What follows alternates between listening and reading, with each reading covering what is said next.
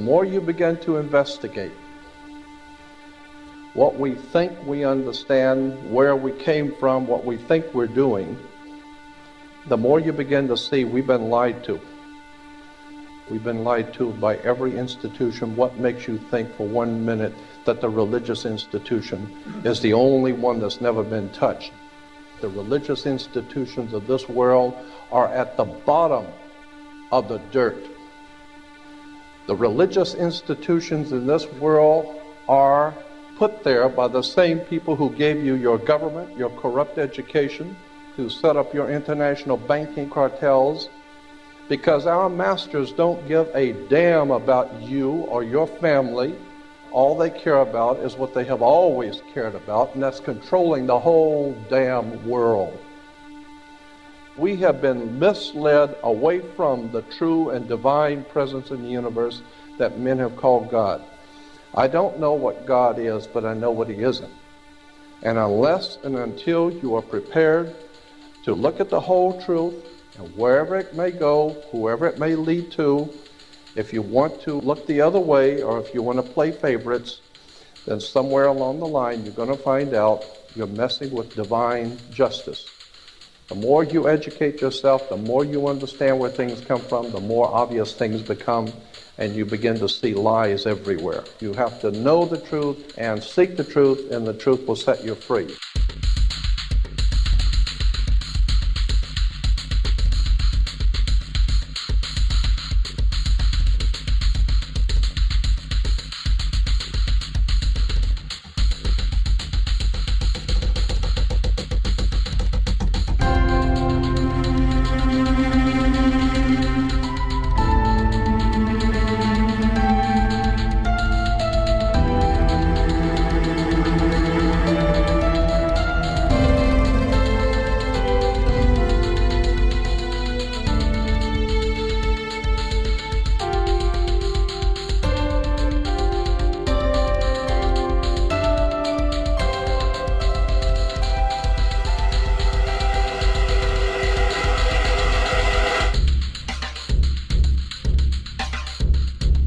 Because I gotta tell you the truth, folks. I gotta tell you the truth.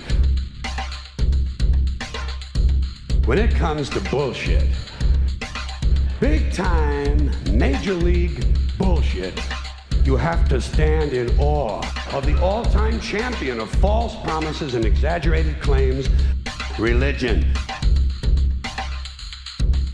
Think about it. Religion has actually convinced people that there's an invisible man living in the sky who watches everything you do every minute of every day. And the invisible man has a special list of 10 things he does not want you to do. And if you do any of these 10 things, he has a special place full of fire and smoke and burning and torture and anguish where he will send you to live and suffer and burn and choke and scream and cry forever and ever till the end of time. But he loves you.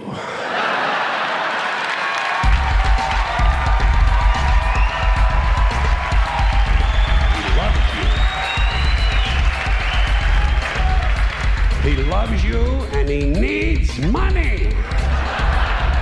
He always needs money. He's all powerful, all perfect, all knowing, and all wise. Somehow, just can't handle money. Religion takes in billions of dollars, they pay no taxes, and they always need a little more. Now, you talk about a good bullshit story. Holy shit.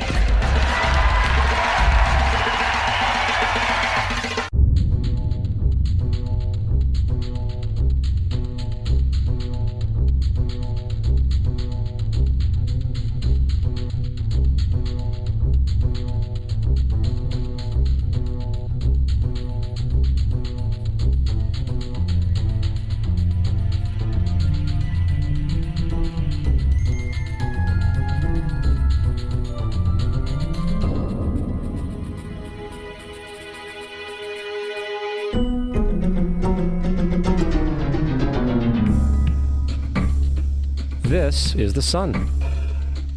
As far back as 10,000 BC, history is abundant with carvings and writings reflecting people's respect and adoration for this object. And it is simple to understand why, as every morning the sun would rise, bringing vision, warmth, and security, saving man from the cold, blind, predator-filled darkness of night. Without it, the cultures understood, the crops would not grow, and life on the planet would not survive. These realities made the sun the most adorned object of all time. Likewise, they were also very aware of the stars. The tracking of the stars allowed them to recognize and anticipate events which occurred over long periods of time, such as eclipses and full moons. They in turn cataloged celestial groups into what we know today as constellations. This is the cross of the zodiac, one of the oldest conceptual images in human history. It reflects the sun as it figuratively passes through the 12 major constellations over the course of a year. It also reflects the 12 months of the year, the 4 seasons, and the solstices and equinoxes. The term zodiac relates to the fact that constellations were anthropomorphized or personified as figures or animals. In other words, the early civilizations did not just follow the sun and stars, they personified them with elaborate myths involving their movements and relationships. The sun, with its life-giving and saving qualities, was personified as a representative of the unseen creator or God, God's Son, the light of the world, the savior of humankind. Likewise, the 12 constellations represented places of travel for God's Son, and were identified by names, usually representing elements of nature that happened during that period of time. For example, Aquarius, the water bearer, who brings the spring rains.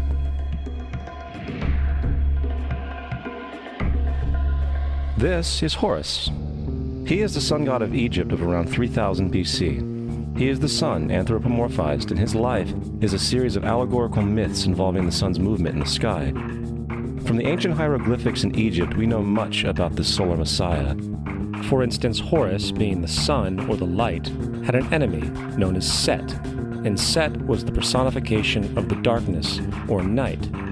And, metaphorically speaking, every morning Horus would win the battle against Set, while in the evening Set would conquer Horus and send him into the underworld. It is important to note that dark versus light, or good versus evil, is one of the most ubiquitous mythological dualities ever known, and is still expressed on many levels to this day. Broadly speaking, the story of Horus is as follows. Horus was born on December 25th of the Virgin Isis Mary. His birth was accompanied by a star in the east, which, in turn, 3 kings followed to locate and adorn the newborn Savior. At the age of 12, he was a prodigal child teacher, and at the age of 30, he was baptized by a figure known as Anup, and thus began his ministry. Horus had 12 disciples he traveled about with, performing miracles such as healing the sick and walking on water. Horus was known by many gestural names such as the Truth, the Light, God's Anointed Son, the Good Shepherd, the Lamb of God, and many others. After being betrayed by Typhon, Horus was crucified, buried for 3 days, and thus resurrected. These attributes of Horus, whether original or not, seem to permeate many cultures of the world, for many other gods are found to have the same general mythological structure. Attis of Phrygia, born of the Virgin Nana on December 25th, crucified, placed in a tomb, and after 3 days was resurrected. Krishna of India, born of the Virgin Devaki, with a star in the east signaling his coming. He performed miracles with his disciples, and, upon his death, was resurrected. Dionysus of Greece, born of a virgin on December 25th, was a traveling teacher who performed miracles such as turning water into wine. He was referred to as the King of Kings, God's only begotten Son, the Alpha and Omega, and many others. And, upon his death, he was resurrected. Mithra of Persia, born of a virgin on December 25th, he had 12 disciples and performed miracles, and upon his death was buried for 3 days and thus resurrected. He was also referred to as the Truth, the Light, and many others. Interestingly, the sacred day of worship of Mithra was Sunday. The fact of the matter is, there are numerous saviors from different periods from all over the world which subscribe to these general characteristics. The question remains, why these attributes? Why the virgin birth on December 25th? Why dead for 3 days in the inevitable resurrection? Why 12 disciples or followers? To find out, let's examine the most recent of the solar messiahs. Jesus Christ was born of the Virgin Mary on December 25th in Bethlehem. His birth was announced by a star in the east, which 3 kings or magi followed to locate and adorn the new Savior. He was a child teacher at 12, and at the age of 30 he was baptized by John the Baptist, and thus began his ministry.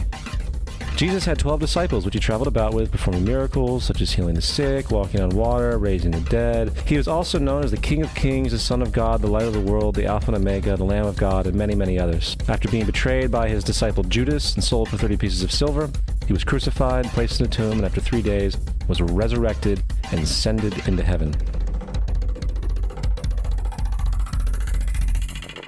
First of all, the birth sequence is completely astrological. The star in the east is Sirius, the brightest star in the night sky, which, on December 24th, aligns with the 3 brightest stars in Orion's belt. These 3 bright stars in Orion's belt are called today what they were called in ancient times, the 3 kings. And the 3 kings and the brightest star, Sirius, all point to the place of the sunrise on December 25th. This is why the 3 kings follow the star in the east, in order to locate the sunrise, the birth of the sun.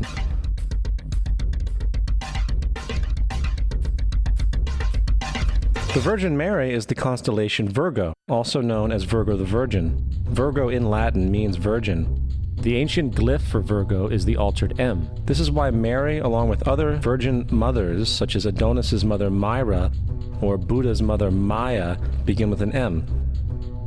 Virgo is also referred to as the house of bread, and the representation of Virgo is a virgin holding a sheaf of wheat.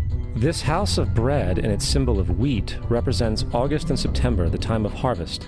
In turn, Bethlehem, in fact, literally translates to house of bread. Bethlehem is thus a reference to the constellation Virgo, a place in the sky, not on earth. There's another very interesting phenomenon that occurs around December 25th, or the winter solstice. From the summer solstice to the winter solstice, the days become shorter and colder. And from the perspective of the northern hemisphere, the sun appears to move south and get smaller and more scarce. The shortening of the days and the expiration of the crops when approaching the winter solstice symbolize the process of death to the ancients. It was the death of the sun. And by December 22nd, the sun's demise was fully realized, for the sun, having moved south continually for 6 months, makes it to its lowest point in the sky. Here a curious thing occurs. The sun stops moving south, at least perceivably, for 3 days. And during this 3-day pause, the sun resides in the vicinity of the Southern Cross, or Crux, constellation. And after this time, on December 25th, the sun moves 1 degree, this time north, foreshadowing longer days, warmth, and spring. And thus it was said, the sun died on the cross, was dead for 3 days, only to be resurrected or born again. This is why Jesus and numerous other sun gods share the crucifixion, 3-day death, and resurrection concept. It is the sun's transition period before it shifts its direction back into the northern hemisphere, bringing spring and thus salvation. However, they did not celebrate the resurrection of the sun until the spring equinox, or Easter. This is because at the spring equinox, the sun officially overpowers the evil darkness, as daytime thereafter becomes longer in duration than the night, and the revitalizing conditions of spring emerge. Now, probably the most obvious of all the astrological symbolism around Jesus regards the 12 disciples. They are simply the 12 constellations of the zodiac, which Jesus, being the sun, travels about with. In fact, the number 12 is replete throughout the Bible.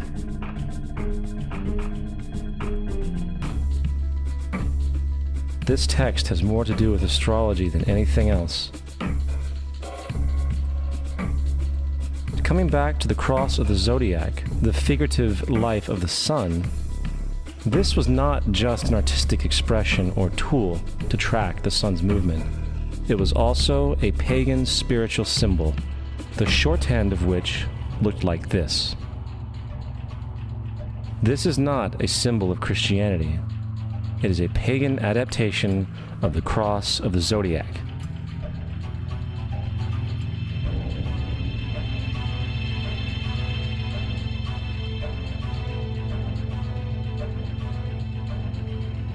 This is why Jesus in early occult art is always shown with his head on the cross, for Jesus is the Son of God, the light of the world, the risen Savior who will come again, as it does every morning, the glory of God who defends against the works of darkness as he is born again every morning and can be seen coming in the clouds up in heaven with his crown of thorns or sun rays.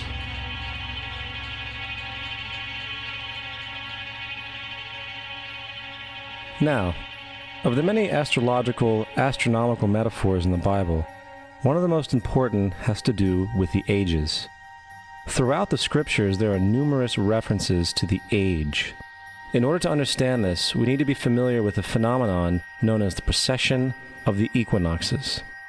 The ancient Egyptians, along with cultures long before them, recognized that approximately every 2150 years, the sunrise on the morning of the spring equinox would occur in a different sign of the zodiac. This has to do with a slow, angular wobble that the Earth maintains as it rotates on its axis. It is called a precession because the constellations go backwards rather than through the normal yearly cycle. The amount of time it takes for the precession to go through all 12 signs is roughly 25,765 years. This is also called the Great Year, and ancient societies were very aware of this, and they referred to each 2150-year period as an age. From 4300 BC to 2150 BC, it was the age of Taurus, the bull. From 2150 BC to 1 AD, it was the age of Aries, the ram. And from 1 AD to 2150 AD, it is the age of Pisces, the age we are still in to this day. And in and around 2150, we will enter the new age, the age of Aquarius.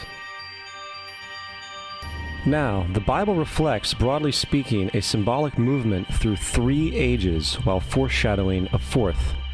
In the Old Testament, when Moses comes down Mount Sinai with the 10 Commandments, he is very upset to see his people worshiping a golden bull calf. In fact, he shattered the stone tablets and instructed his people to kill each other in order to purify themselves. Most biblical scholars will attribute this anger to the fact that the Israelites were worshiping a false idol or something to that effect.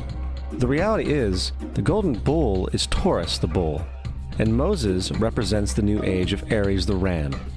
This is why Jews even today still blow the ram's horn. Moses represents the new age of Aries, and upon the new age, everyone must shed the old age. Other deities mark these transitions as well, such as Mithra, a pre-Christian god who kills the bull in the same symbology. Now Jesus is the figure who ushers in the age following Aries, the age of Pisces, or the 2 fish. Fish symbolism is very abundant in the New Testament. Jesus feeds 5,000 people with bread and 2 fish. When he begins his ministry walking along Galilee, he befriends 2 fishermen who follow him. And I think we have all seen the Jesus fish on the back of people's cars. Little do they know what it actually means. It is a pagan astrological symbolism for the sun's kingdom during the age of Pisces. Also, Jesus' assumed birth date is essentially the start of this age.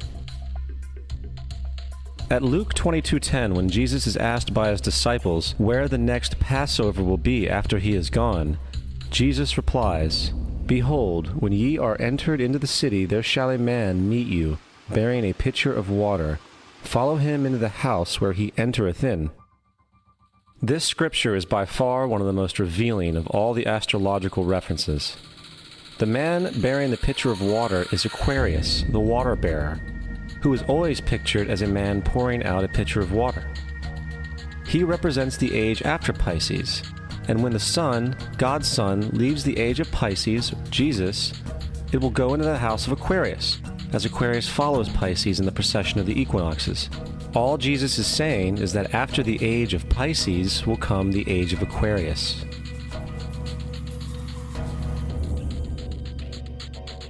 Now, we have all heard about the end times and the end of the world.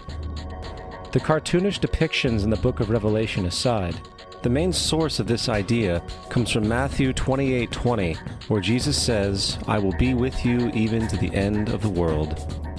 However, in the King James Version, world is a mistranslation, among many mistranslations. The actual word being used is eon, which means age.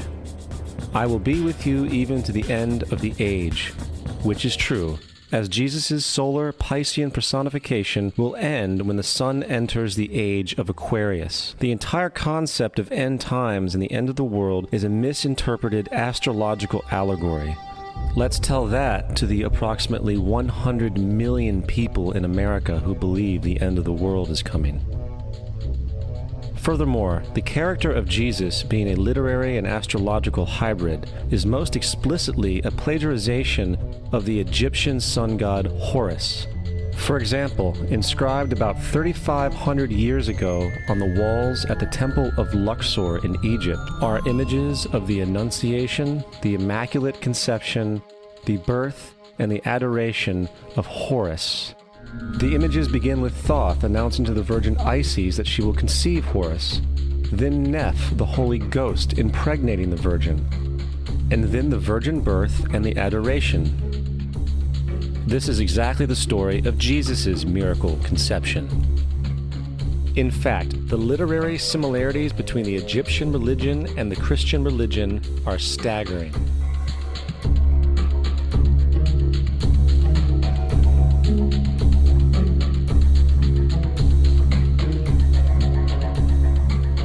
And the plagiarism is continuous.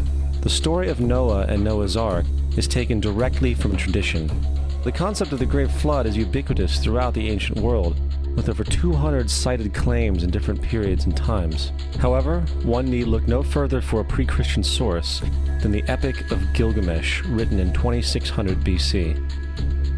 This story talks of a great flood commanded by God, an ark with saved animals upon it, and even the release and return of a dove, all held in common with the biblical story, among many other similarities.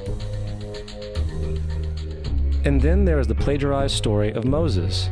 Upon Moses' birth, it is said that he was placed in a reed basket and set adrift in a river in order to avoid infanticide. He was later rescued by a daughter of royalty and raised by her as a prince. This baby in a basket story was lifted directly from the myth of Sargon of Akkad of around 2250 BC. Sargon was born, placed in a reed basket in order to avoid infanticide, and set adrift in a river. He was in turn rescued and raised by Aki, a royal midwife. Furthermore, Moses is known as the lawgiver, the giver of the Ten Commandments, the Mosaic Law. However, the idea of a law being passed from God to a prophet up on a mountain is also a very old motif. Moses is just another lawgiver in a long line of lawgivers in mythological history. In India, Manu was the great lawgiver. In Crete, Minos ascended Mount Dicta, where Zeus gave him the sacred laws, while in Egypt there was Meses, who carried stone tablets and upon them the laws of God were written. Manu, Minos, Meses, Moses. And as far as the Ten Commandments, they are taken outright from spell 125 in the Egyptian Book of the Dead. What the Book of the Dead phrased, "I have not stolen," became "Thou shalt not steal." "I have not killed," became "Thou shalt not kill." "I have not told lies," became "Thou shalt not bear false witness," and so forth. In fact, the Egyptian religion is likely the primary foundational basis for the Judeo-Christian theology. Baptism, afterlife, final judgment, virgin birth, death and resurrection, crucifixion, the Ark of the Covenant, circumcision, saviors, Holy Communion, Great Flood, Easter, Christmas, Passover, and many, many more are all attributes of Egyptian ideas long predating Christianity and Judaism.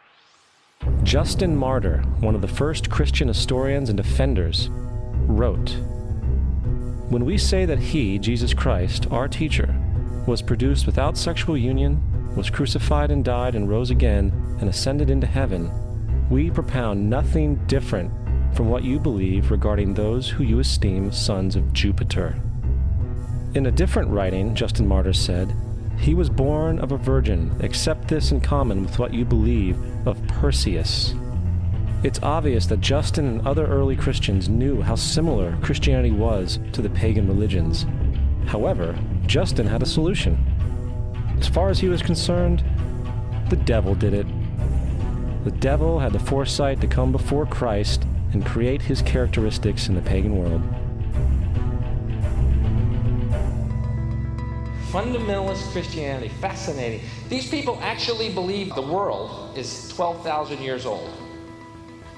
Swear to God.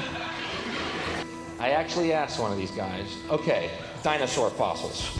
He says, dinosaur fossils? God put those here to test our faith.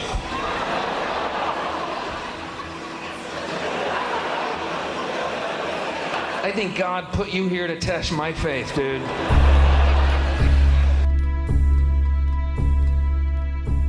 The Bible is nothing more than an astrotheological literary hybrid, just like nearly all religious myths before it. In fact, the aspect of transference of one character's attributes to a new character can be found within the book itself. In the Old Testament, there is the story of Joseph. Joseph was a prototype for Jesus. Joseph was born of a miracle birth. Jesus was born of a miracle birth. Joseph was of 12 brothers. Jesus had 12 disciples. Joseph was sold for 20 pieces of silver. Jesus was sold for 30 pieces of silver. Brother Judah suggests the sale of Joseph. Disciple Judas suggests the sale of Jesus. Joseph began his work at the age of 30. Jesus began his work at the age of 30. The parallels go on and on. Furthermore, is there any non-biblical historical evidence of any person living with the name Jesus, the son of Mary, who traveled about with 12 followers, healing people and the like? There are numerous historians who lived in and around the Mediterranean, either during or soon after the assumed life of Jesus. How many of these historians document this figure? Not one. However, to be fair, that doesn't mean defenders of the historical Jesus haven't claimed the contrary. 4 historians are typically referenced to justify Jesus' existence. Pliny the Younger, Suetonius, and Tacitus are the first 3. Each one of their entries consists of only a few sentences at best, and only referred to Christus or the Christ, which in fact is not a name but a title. It means the Anointed One. The 4th source is Josephus, and this source has been proven to be a forgery for hundreds of years. Sadly, it is still cited as truth. You would think that a guy who rose from the dead and ascended into heaven for all eyes to see and performed the wealth of miracles acclaimed to him would have made it into the historical record. It didn't, because once the evidence is weighed, there are very high odds that the figure known as Jesus did not even exist.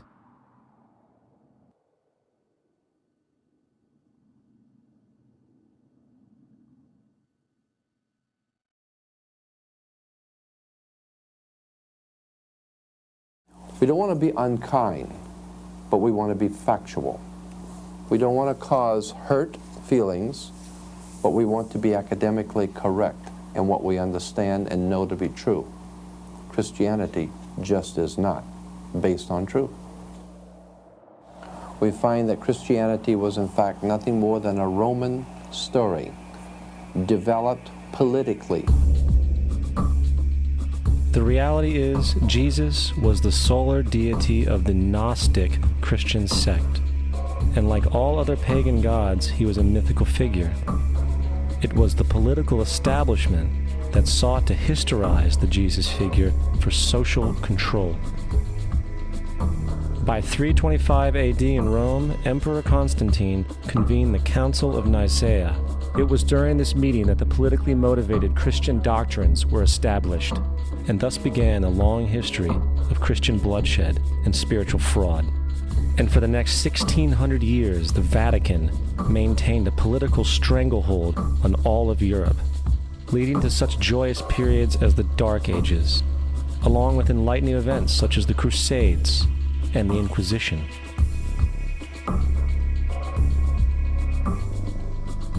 Christianity, along with all other theistic belief systems, is the fraud of the age.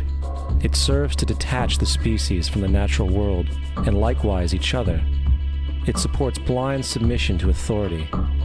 It reduces human responsibility to the effect that God controls everything, and in turn awful crimes can be justified in the name of a divine pursuit. And most importantly, it empowers those who know the truth, but use the myth to manipulate and control societies. The religious myth is the most powerful device ever created and serves as the psychological soil upon which other myths can flourish.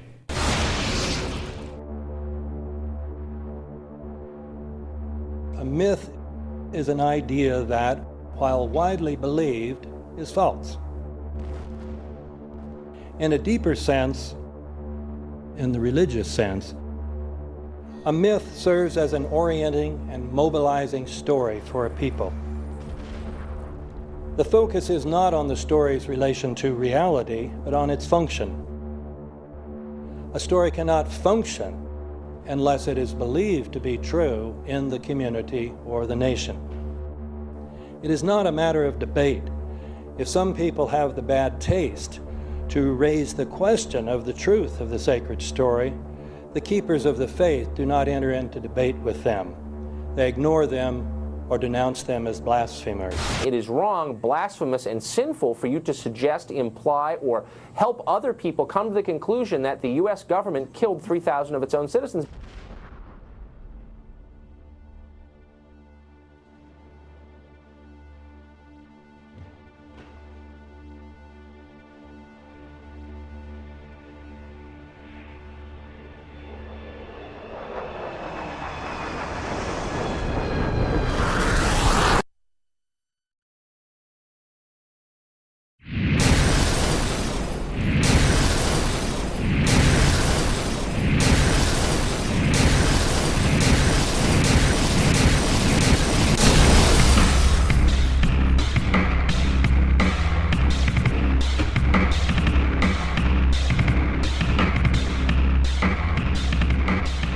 As if a demolition team set off when you see the old demolitions of these old buildings. It looks like one of those scenes of an old building being purposely dynamited and blown up. Anybody who's ever watched a building being demolished on purpose knows that if you're going to do this, you have to get at the under-infrastructure of a building and bring it down.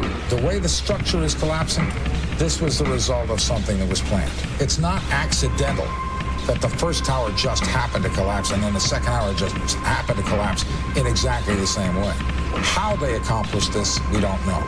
The building collapsed to dust. You don't find a desk. You don't find a chair. You don't find a telephone, a computer. The biggest piece of a telephone I found was half of the keypad, and it was about this big. What happened to the concrete? The concrete was pulverized from river to river. There was dust powder 2-3 inches thick. The concrete was just pulverized. Reminiscent of those pictures we've all seen too much on television before, when a building was deliberately destroyed by well-placed dynamite to knock it down. If they had detonated, they were planned to take down a building. I heard a second explosion. There was a heavy-duty explosion. Then there was those secondary explosions and then the subsequent collapses. An explosion blew and it knocked everybody over. To me, it sounded like an explosion. It sounded like gunfire. Bang, bang, bang, bang, bang. And then all of a sudden, 3 big explosions. We heard a big explosion coming down. And then the entire top of the building just blew up. We saw some kind of explosion. By the force of the explosion. Big explosion. Blew it back into the 8th floor. Then we get to the lobby. This is a big explosion. The lobby looked as though a bomb had exploded there. A huge explosion now raining debris. It's been a huge explosion. Huge explosion that we all heard and felt. We just witnessed some kind of follow-up explosion. We heard a very loud blast explosion. And a secondary explosion at Tower 1 camp. That is another bomb going off. He thinks that there were actually devices that were planted in the building. Planted in the building.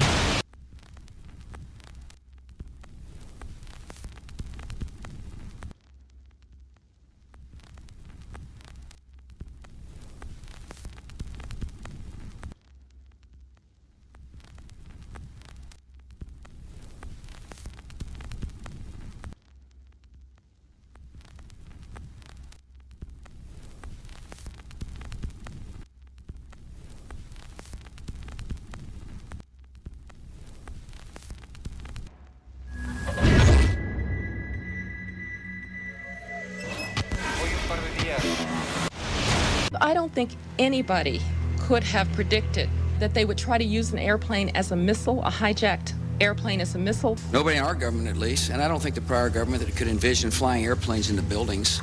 No specific threat involving really a domestic operation or involving what happened, obviously, the city's airliner and so. There were no warning signs that I'm aware of. USA Today reports that in the 2 years before the attacks on September the 11th, NORAD conducted exercises using hijacked airliners as weapons. And one target was the World Trade Center.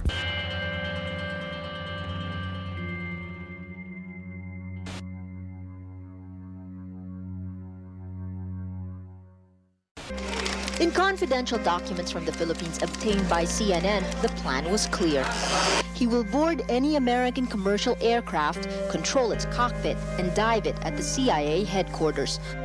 Other buildings targeted the Pentagon and the World Trade Center.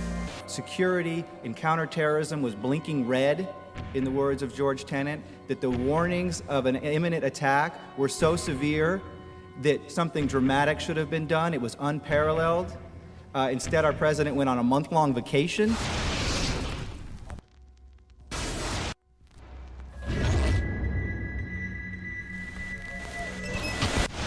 The head of Pakistani intelligence at the ISI, Mahmoud Ahmed, requested Omar Sheikh to wire $100,000 to Mohammed Atta, who was the lead hijacker.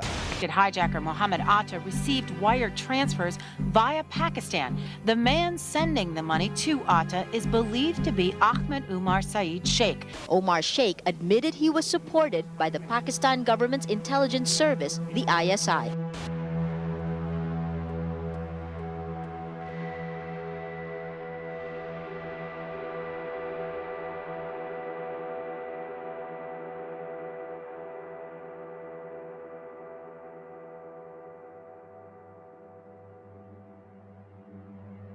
Although we are told that 4 or 5 of the alleged hijackers were on each of the flights. If so, their names should have been on the flight manifests.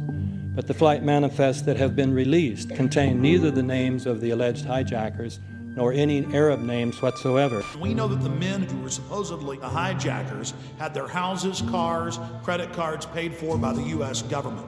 They were, in truth, agents. Evidence was also apparently planted. The passport of one of the hijackers on Flight 11 was allegedly found in the rubble. Goes through the fireball, through the side of the plane, and comes down the ground unscathed. But something happened. For 6 months, they reported they had this passport. Boy, we've got it, we've got the proof. And then the guy stood up and was alive. Several of these 19 men are still alive.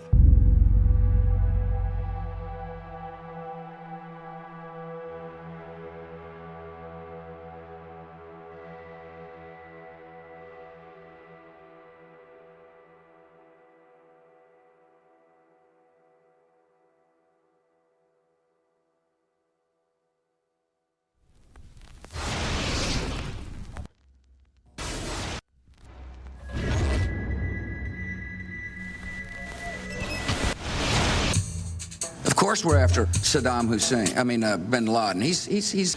January 2001, the Bush administration orders the FBI and intelligence agencies to back off investigations involving the bin Laden family, including 2 of Osama bin Laden's relatives, who were living, guess where, in Falls Church, Virginia, right next to CIA headquarters. When he was already America's most wanted criminal, he reportedly spent 2 weeks in the American hospital in Dubai, was treated by an American doctor, and visited by the local CIA agent.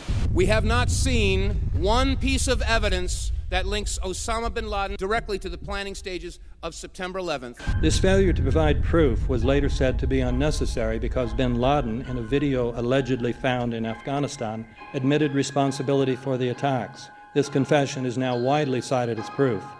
But the man in this video has darker skin, fuller cheeks, and a broader nose than the Osama bin Laden of all other videos. We again seem to have planted evidence. In 1976, Osama's older brother Salim bin Laden hired a man in Texas by the name of Jim Bath to handle all the investments in the United States for the bin Laden family. Jim Bath also happens to be a personal, almost lifelong friend and former Air National Guard pilot with George W. Bush. The connections between the Bushes and the bin Ladens become much more clear when George Herbert Walker Bush made trips to Saudi Arabia in 1998 and 2000 to meet with the bin Laden family on behalf of a company called the Carlyle Group.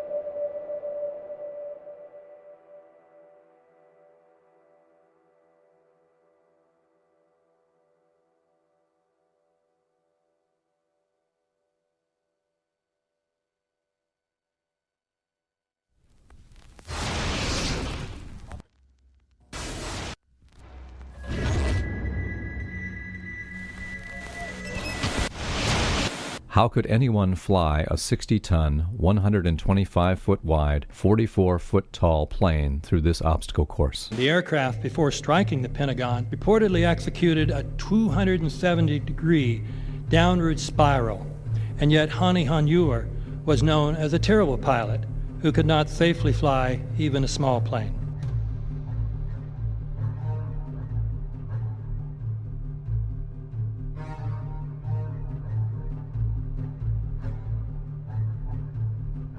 No seats, no luggage, no bodies.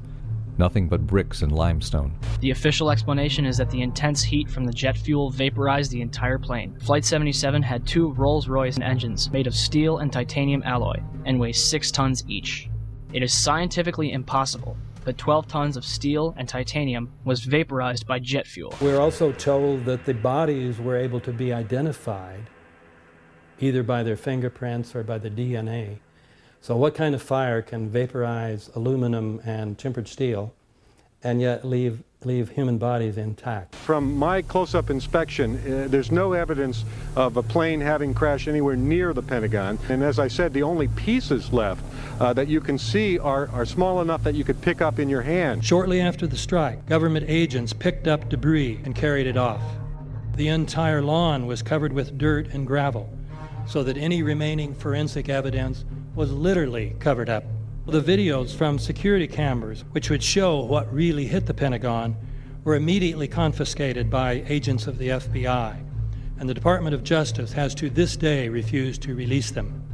If these videos would prove that the Pentagon was really hit by a 757, most of us would assume the government would release them.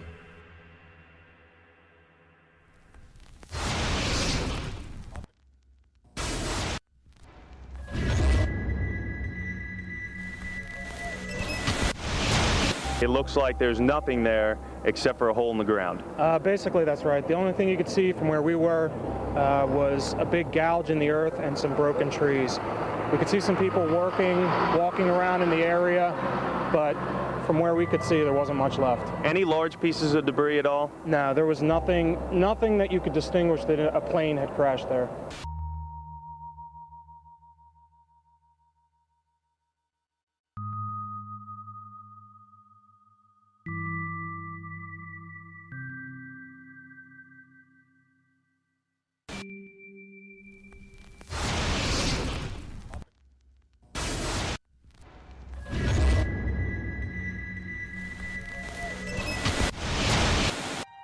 Pancake theory, according to which the fires, while not melting the steel, heated it up sufficiently to cause the floors weakened by the airplane strikes to break loose from the steel columns, and this started a chain reaction. So you would expect then from that theory, which is the official theory, to see a whole stack of floors piled up on top of each other and then a spindle of core columns standing too. The core of each of the twin towers consisted of 47 massive steel columns. If the floors had broken loose from them, these columns would have still been sticking up into the air 1,000 feet. The plane did not cut all those core columns. We designed the buildings to take the impact of the Boeing 707 hitting the building at any location. The building probably could sustain multiple impacts of jetliners. That the plane flew straight into the building. Through him, right. Yeah. So you're saying that the building was actually designed to cope with a hole like that and still survive? Yeah, it was. If you had dropped, say, a billiard ball From the top of the World Trade Center, 110 floors up there, it would have taken 8 to 10 seconds to hit the ground, encountering no resistance whatsoever. The Twin Towers came down in nearly free-fall speed. 200,000 tons of steel shatters and explodes outwards over 500 feet. This means that floors shattered at an average rate of about 10 floors per second. There is no scenario for a pancake effect of buildings falling that allows them to fall at the rate of free fall. Now what can do that? What can move mass out of the way? Explosives.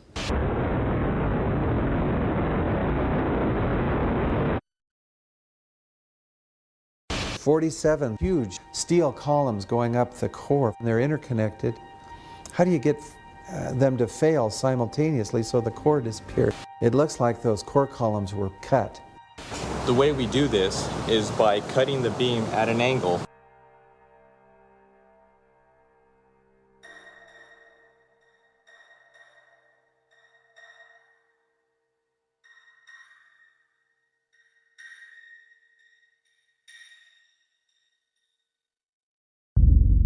I started looking at the molten metal.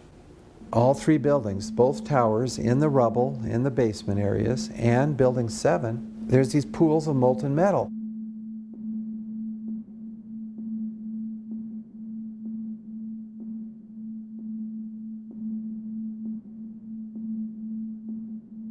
You'd get down below and you'd see molten steel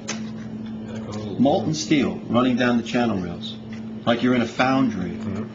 Like lava. A volcano. The molten steel was found 3, 4, and 5 weeks later, when the rubble was being removed. He said that molten steel was also found underneath World Trade Center 7. So I'm looking through the official reports. What do they say about the molten metal? They say nothing. But wait a minute. This is important evidence. So where'd that come from? Thermite is so hot that it'll just cut through steel, through structural steel, for example, like a knife through butter. The products are molten iron and aluminum oxide, which goes off primarily as a dust. You know those enormous dust clouds? You can imagine when you assemble these chemicals on a large scale.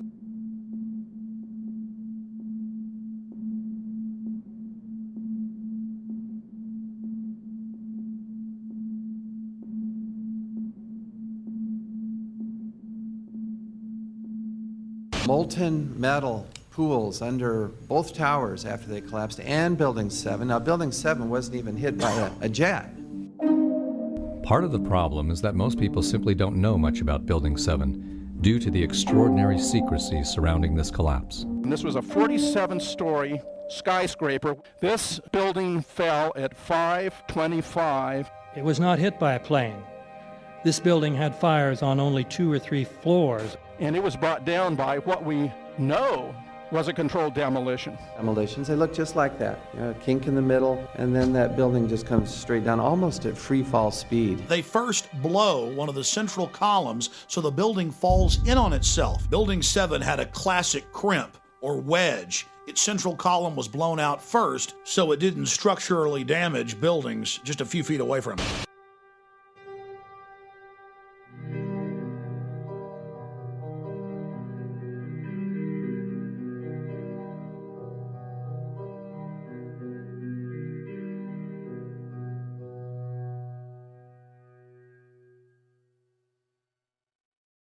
Our office was on the B1 level. As I was talking to a supervisor at 8:46, and all of a sudden we hear, boom!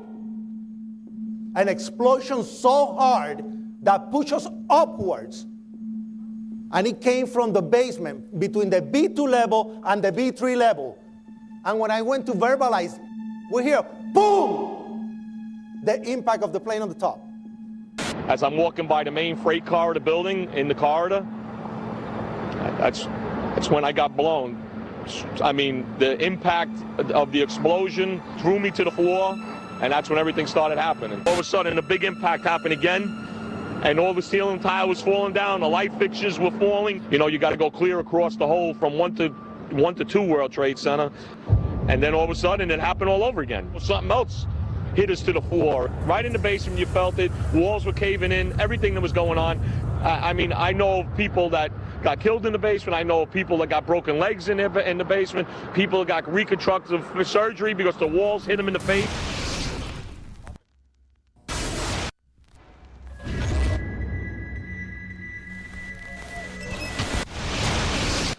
According to standard operating procedure, if an FAA flight controller notices anything that suggests a possible hijacking, the controller is to contact a superior. If the problem cannot be fixed within about a minute, the superior is to ask NORAD, the North American Aerospace Command, to send up or scramble jet fighters to find out what is going on. NORAD then issues the scramble order to the nearest Air Force base with fighters on alert. But although interceptions usually occur within 10 or so minutes, in this case, 80 or so minutes had elapsed before fighters were even airborne. It's a mind-bending anomaly. Not a single U.S. Air Force interceptor turns a wheel until it's too late. There are no jets at all. What if they were so confused and had been so deliberately confused that they couldn't respond? The reason that they didn't know where to go was because a number of conflicting and overlapping war game exercises were taking place. It involved the insertion of false radar blips onto radar screens in the Northeast Air Defense Sector. Center Team U, we have a problem here. We have a hijacked aircraft headed towards New York. We need someone to scramble some F-16s or something up there to help us out. Is this real world or exercise? Is this real world or exercise? There was another exercise, Vigilant Warrior, which was in fact, according to a NORAD source, a live-fly hijack drill being conducted at the same time. With only 8 available fighter aircraft, and they have to be dispatched in pairs, they were dealing with as many as 22 possible hijacks on the day of 9/11, and they couldn't separate the war game exercises from the actual hijacks.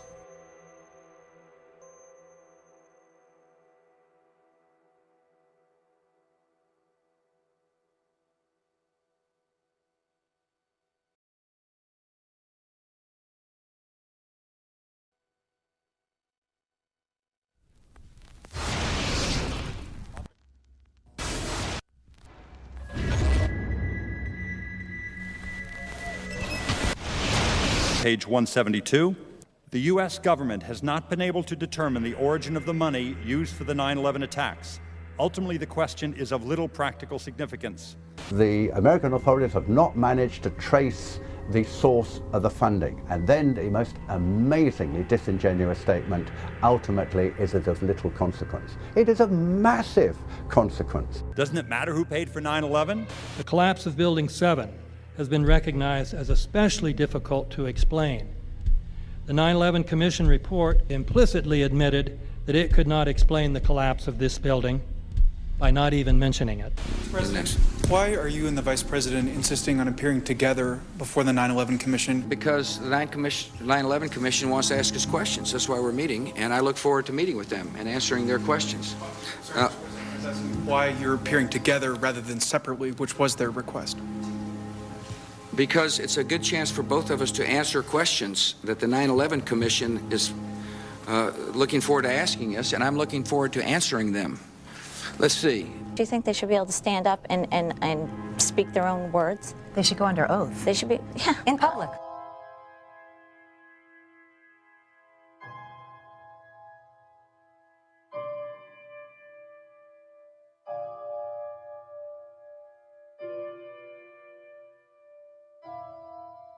Don't you think that the families deserve to have a transcript or to be able to see what you Adam, said? you asked me that question yesterday.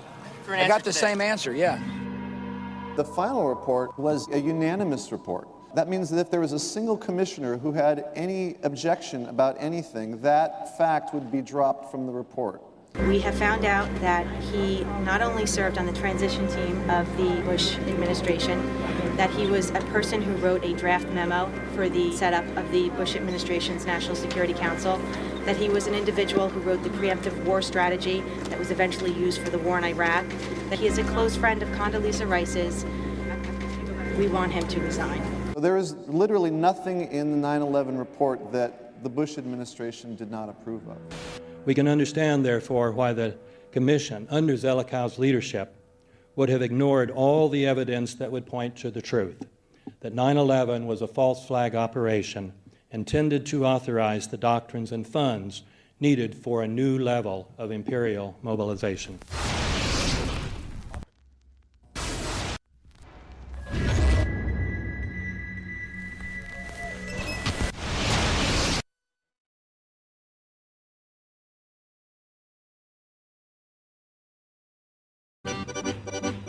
armed with knives, armed with chemical, biological, nuclear weapons. Fanatics, terrorists, September 11th. September 11th, killers, September 11th, terrorists. Terrorists of Al-Qaeda, terrorists, nuclear weapons, terrorists. 9/11, terror, terrorist, evil. September 11th, September 11th. The terrorists, war and danger. September 11th, terrorism, global terrorism, terrorism, terrorists, terrorists, terrorists, terrorists, terrorists, the terror, terrorists, terrorist, terrorism. September 11th, global terrorism, terrorists, terrorism. September 11th, world terrorism, terrorism. September 11th, global terrorism. September the 11th, terror, weapons of mass destruction. September the 11th, September the 11th, terrorists, the evil terrorists, no. Terrorism. The words are hypnotically repeated. Terrorism, terrorist, terrorist threat, and of course, believed to be linked to Al-Qaeda. But it's the so-called war on terrorism that's in our faces practically 24/7 as the inescapable focus of our existence. One day, our grandchildren will look back on this time and ask, how was the war on terror won? The entire U.S. ruling class, ruling elite, comes to see terrorism as the preferred means, indeed the only means, to provide social cohesion, to provide an enemy image for the society to keep it together. According to neocon theory from Carl Schmitt, you have to have an enemy image in order to have a society. It's a very dangerous thing because now it means that the entire social order, the political parties, intellectual life, politics in general, all based on a monstrous myth.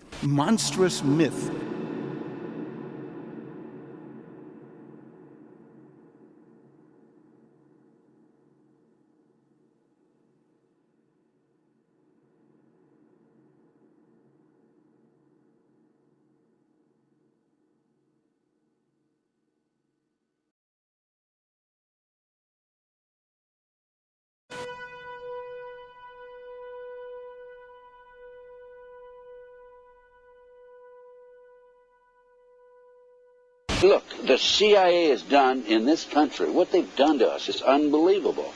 Look at the terrorist acts that have occurred. The CIA behind most, if not all of them. We had the Marine barracks. We had our embassy in Kenya. We had Pan Am 103. We had the USS Cole. We had Oklahoma City. We had the World Trade Center in 1993. That helped the terrorists blow up the World Trade Center the first time. They built the bomb. They got the driver's license.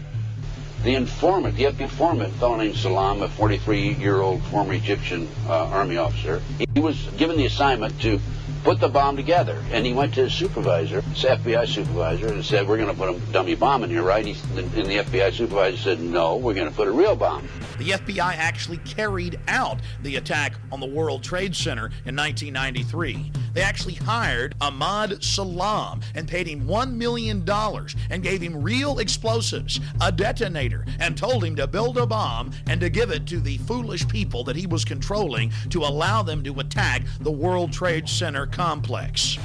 Unfortunately for them, there were only 6 people killed, not enough to pass the legislation. So what happened is 2 years later, April 19, 1995, down comes Oklahoma City Murrah building, 168 people killed. 1 year later, the anti-terrorism legislation that takes away many of our constitutional rights and civil liberties is passed.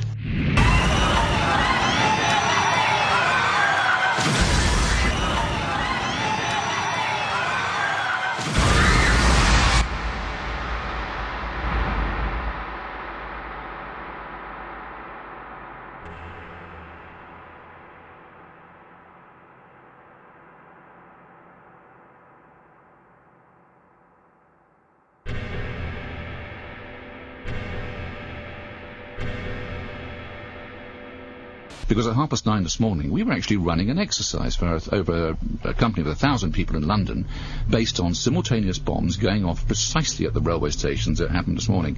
So I still have the hairs on the back of my neck standing upright. To get this quite straight, you were running an exercise to see how you would cope with this, and it happened while you were running the exercise? Precisely.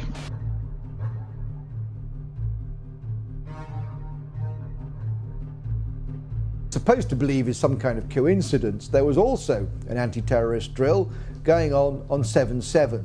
And again, just like 9/11, they were talking about attacks on the same targets, the same kind of tube stations, and exactly the same time as the actual attack happened, providing some kind of cover for what must be operations orchestrated in some way by the state.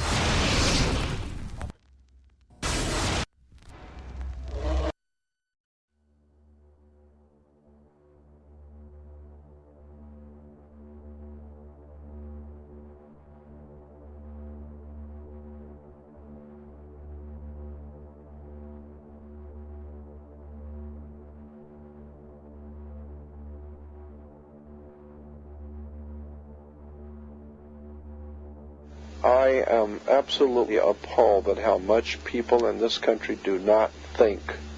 We are given to understand that an Arabic guy out there up in the mountains financed the most elaborate attack on this country. Do you think some people in a cave, were able to have NORAD stand down? Do you think that people in a cave were able to have all of this happen? And when I think about how many Americans were killed in New York City, and believing as I do that this thing was a setup job, this is a textbook operation that Nazis used, and they've used it over and over again. America has been suckered in one more time. I don't have to tell you things are bad. Everybody knows things are bad. The dollar buys a nickel's worth. Banks are going bust. Shopkeepers keep a gun under the counter. Punks are running wild in the street, and there's nobody anywhere who seems to know what to do, and there's no end to it. We know the air is unfit to breathe, and our food is unfit to eat. We sit watching our TVs while some local newscaster tells us that today we had 15 homicides and 63 violent crimes, as if that's the way it's supposed to be. We know things are bad, worse than bad. They're crazy. It's like everything everywhere is going crazy, so we don't go out anymore. We sit in the house, and slowly the world we're living in is getting smaller, and all we say is, please, at least leave us alone in our living rooms. Let me have my toaster and my TV and my steel-belted radios, and I won't say anything. Just leave us alone. Well, I'm not going to leave you alone. I want you to get mad. I don't want you to protest. I don't want you to riot. I don't want you to write to your congressman because I wouldn't know what to tell you to write. I don't know what to do about the depression and the inflation and the Russians and the crime in the street. All I know is that first, you've got to get mad.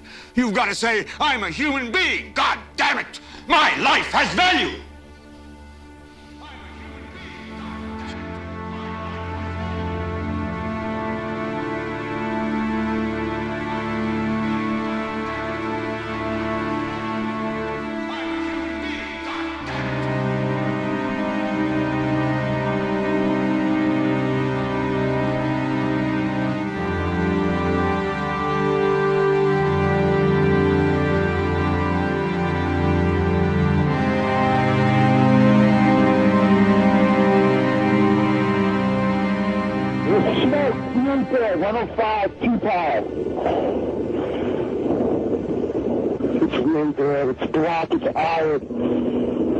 My wife thinks I'm all right. I called her and said I was leaving the building. I was fine, and I'm banged.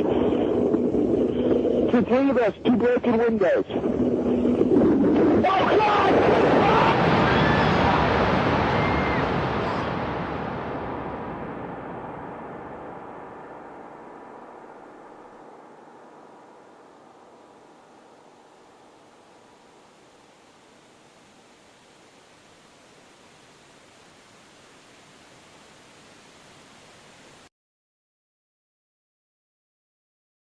Ladies and gentlemen, the very word secrecy is repugnant in a free and open society, and we are, as a people, inherently and historically opposed to secret societies, to secret oaths, and to secret proceedings. For we are opposed around the world by a monolithic and ruthless conspiracy that relies primarily on covert means for expanding its sphere of influence, on infiltration instead of invasion, on subversion instead of elections, on intimidation instead of free choice. It is a system which has conscripted vast human and material resources into the building of a tightly knit, highly efficient machine that combines military, diplomatic, intelligence, economic, scientific, and political operations. Its preparations are concealed, not published. Its mistakes are buried, not headlined. Its dissenters are silenced, not praised. No expenditure is questioned, no secret is revealed. That is why the Athenian lawmaker Solon decreed it a crime for any citizen to shrink from controversy. I am asking your help in the tremendous task of informing and alerting the American people, confident that with your help, man will be what he was born to be, free and independent.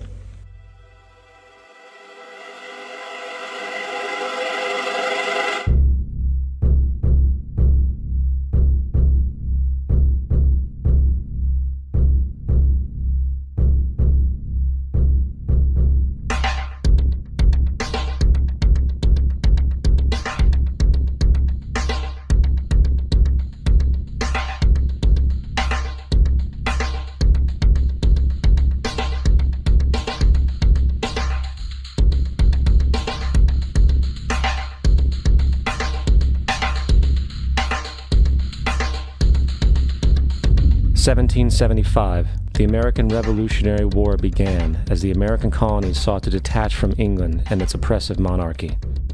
Though many reasons are cited for the revolution, one in particular sticks out as the prime cause: that King George III of England outlawed the interest-free, independent currency the colonies were producing and using for themselves, in turn forcing them to borrow money from the Central Bank of England at interest, immediately putting the colonies into debt.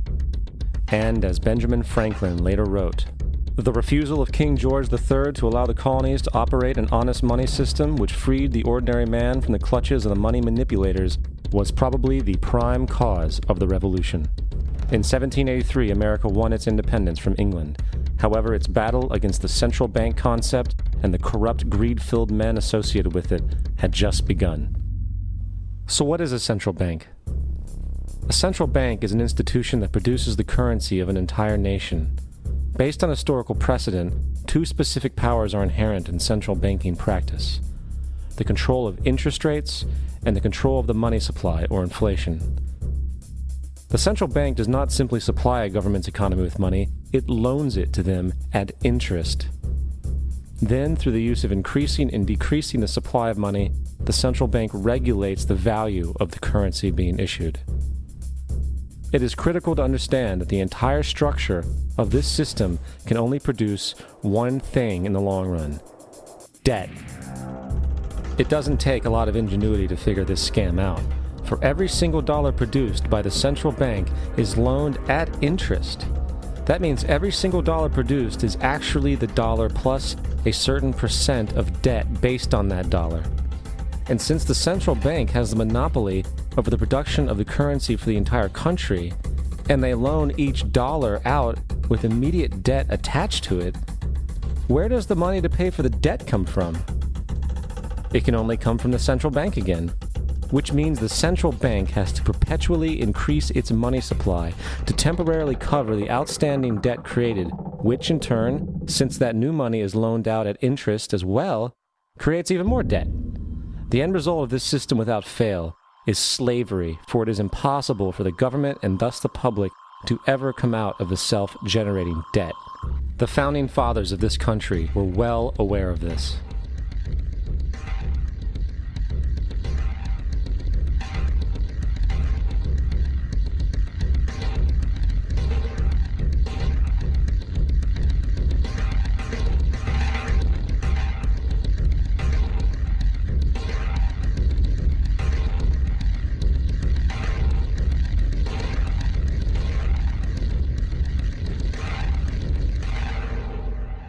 By the early 20th century, the U.S. had already implemented and removed a few central banking systems, which were swindled into place by ruthless banking interests.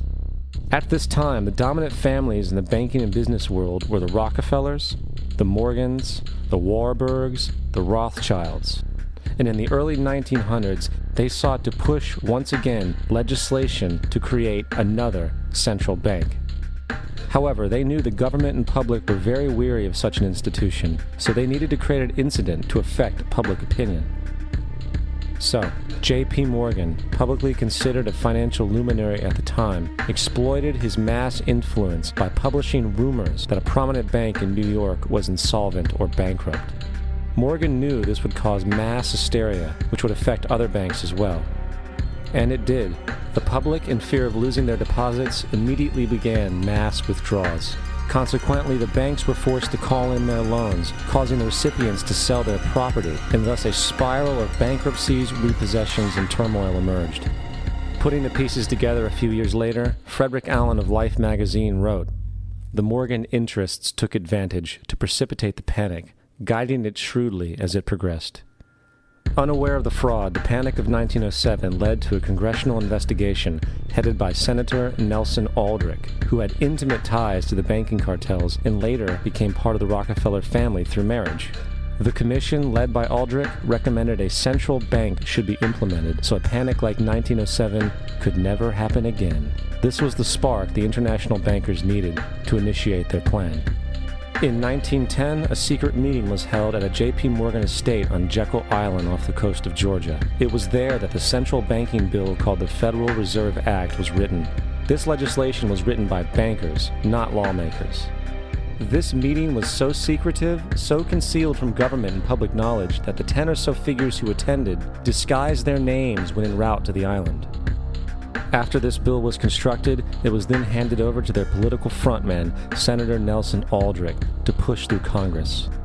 And in 1913, with heavy political sponsorship by the bankers, Woodrow Wilson became president, having already agreed to sign the Federal Reserve Act in exchange for campaign support. And 2 days before Christmas, when most of Congress was at home with their families, the Federal Reserve Act was voted in, and Wilson in turn made it law. Years later, Woodrow Wilson wrote, in regret,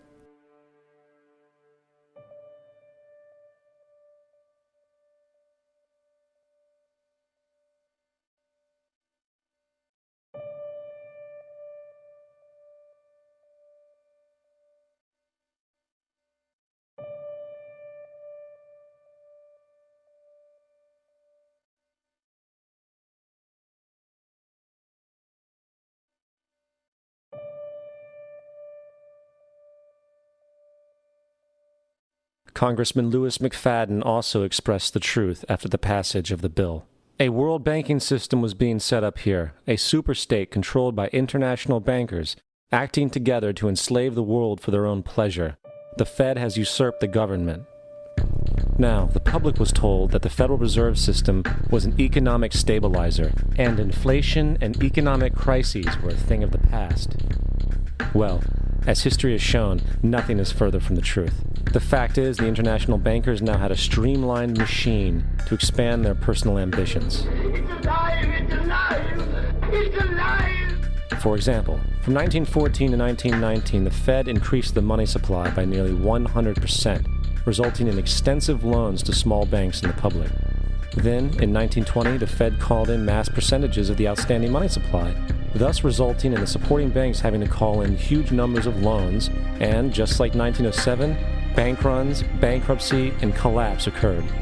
Over 5,400 competitive banks outside of the Federal Reserve System collapsed, further consolidating the monopoly of the small group of international bankers. Privy to this crime, Congressman Lindbergh stepped up and said in 1921, "Under the Federal Reserve Act, panics are scientifically created. The present panic is the first scientifically created one, worked out as we figure a mathematical equation." However, the Panic of 1920 was just a warm-up. From 1921 to 1929, the Fed again increased the money supply, resulting once again in extensive loans to the public and banks. There was also a fairly new type of loan called a margin loan in the stock market. Very simply, the margin loan allowed an investor to put down only 10% of a stock's price, with the other 90% being loaned through the broker. In other words, a person could own $1,000 worth of stock with only $100 down. This method was very popular in the roaring 1920s, as everyone seemed to be making money in the market. However, there was a catch to this loan.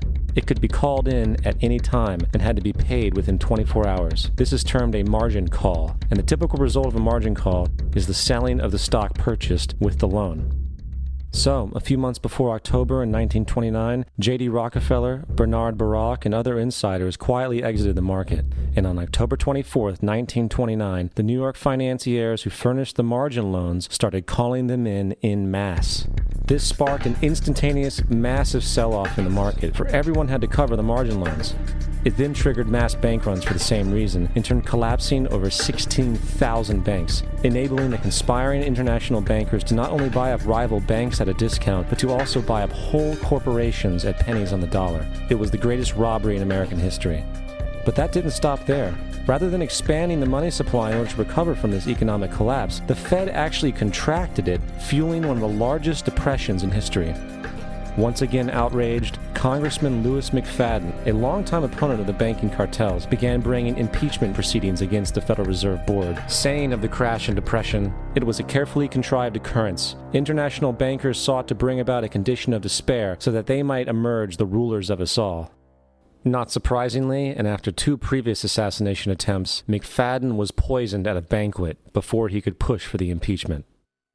Now, having reduced the society to squalor, the Federal Reserve bankers decided that the gold standard should be removed. In order to do this, they needed to acquire the remaining gold in the system. So, under the pretense of helping to end the Depression, came the 1933 gold seizure. Under the threat of imprisonment for 10 years, everyone in America was required to turn in all gold bullion to the Treasury, essentially robbing the public of what little wealth they had left. And at the end of 1933, the gold standard was abolished. If you look at a dollar bill from before 1933, it says it is redeemable in gold. You look at a dollar bill today, it says it is legal tender, which means it is backed by absolutely nothing. It is worthless paper. The only thing that gives our money value is how much of it is in circulation. Therefore, the power to regulate the money supply is also the power to regulate its value, which is also the power to bring entire economies and societies to its knees.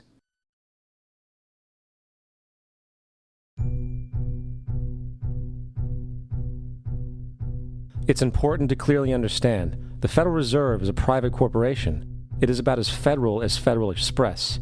It makes its own policies and is under virtually no regulation by the U.S. government. It is a private bank that loans all the currency at interest to the government, completely consistent with the fraudulent central banking model that the country sought to escape from when it declared independence in the American Revolutionary War. Now, going back to 1913, the Federal Reserve Act was not the only unconstitutional bill pushed through Congress. They also pushed the federal income tax. It's worthwhile to point out that the American public's ignorance towards the federal income tax is a testament to how dumbed down and oblivious the American population really is. First of all, the federal income tax is completely unconstitutional, as it is a direct, unapportioned tax. All direct taxes have to be apportioned to be legal based on the Constitution. Secondly, the required number of states in order to ratify the amendment to allow the income tax was never met, and this has even been cited in modern court cases.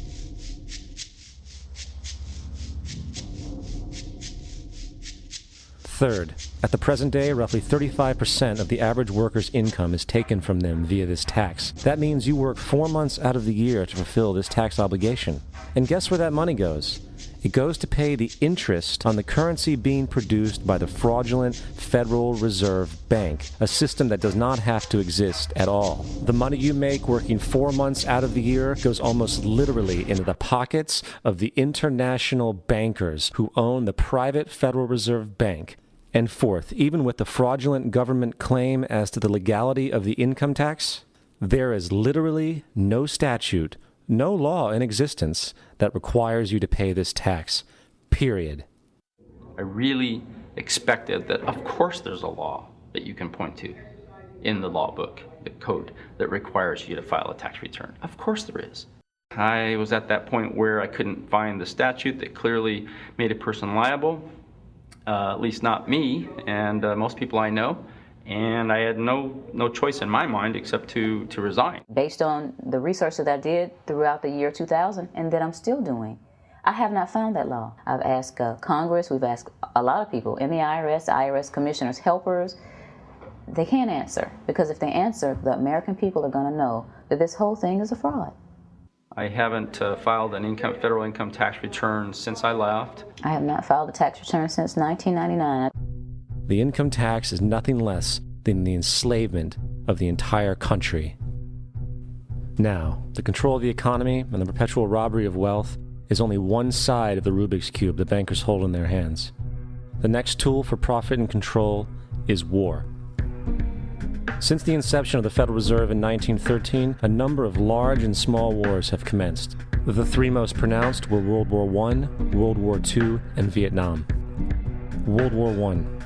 In 1914, European wars broke out centered around England and Germany. The American public wanted nothing to do with the war. In turn, President Woodrow Wilson publicly declared neutrality. However, under the surface, the U.S. administration was looking for any excuse it could find to enter it.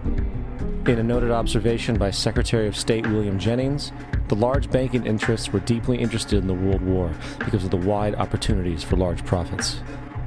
It's important to understand that the most lucrative thing that can happen for the international bankers is war, for it forces the country to borrow even more money from the Federal Reserve Bank at interest. Woodrow Wilson's top advisor and mentor was Colonel Edward House, a man with intimate connections with the international bankers who wanted in the war. In a documented conversation between Colonel House, Wilson's advisor, and Sir Edward Grey, the Foreign Secretary of England, regarding how to get America into the war, Grey inquired, "What will Americans do if Germans sink an ocean liner with American passengers on board?" House responded, "I believe that a flame of indignation would sweep the United States, and that by itself would be sufficient to carry us into war." So, on May 7, 1915, on essentially the suggestion of Sir Edward Grey, a ship called the Lusitania was deliberately sent into German-controlled waters, where German military vessels were known to be. And, as expected, German U-boats torpedoed the ship, exploding stored ammunition, killing 1,200 people. To further understand the deliberate nature of this setup, the German embassy actually put advertisements in the New York Times telling people that if they boarded the Lusitania, they did so at their own risk, as such a ship sailing from America to England through the war zone would be liable to destruction. In turn, and as anticipated, the sinking of the Lusitania caused a wave of anger among the American population, and America entered the war a short time after. The First World War caused 323,000 American deaths. J.D. Rockefeller made $200 million off of it. Not to mention the war cost about $30 billion for America, most of which was borrowed from the Federal Reserve Bank at interest, furthering the profits of the international bankers. World War II. On December 7, 1941, Japan attacked the American fleet at Pearl Harbor, triggering our entry into that war. President Franklin D. Roosevelt declared the attack was a day that will live in infamy. A day of infamy indeed, but not because of the alleged surprise attack on Pearl Harbor. After 60 years of surfacing information, it is clear that not only was the attack on Pearl Harbor known weeks in advance, it was outright wanted and provoked.